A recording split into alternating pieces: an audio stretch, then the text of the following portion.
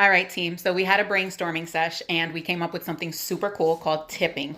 And all it is we're going to drop everyone's hourly pay to about 213 an hour, and then we're going to give the customers basically like an option like, hey, do you want to pay a little extra based on the service that you received? It'll be anywhere between 10 to 20%, and that money will then go into a pool that will be taxed, just so you know. And then we'll split it amongst all of the staff who received the pay cut. Does anyone have any? Veronica, you have a question? Um, it, Forgive me.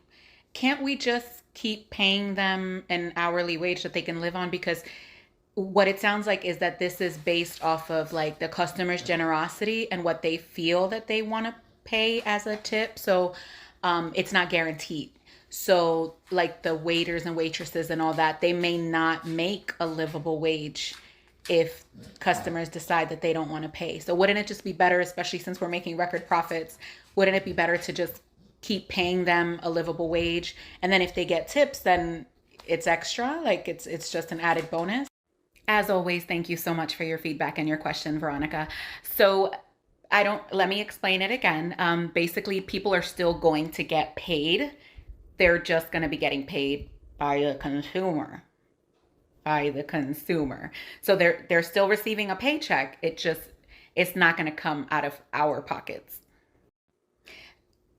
No, I get what you're saying. I just don't see how it benefits your workers, because if they're making $2.13 an hour and for whatever reason it's a slow week or customers that week just don't feel like tipping, then they're going home with $80, and that's not livable in any way, shape, or form, especially not in today's economy. So I'm just trying to find a way to maybe save the company money, but also not screw over our workers, and also not put the burden of paying the salaries on the customers who are already paying escalated prices for the food that they're ordering. Like, am I making sense?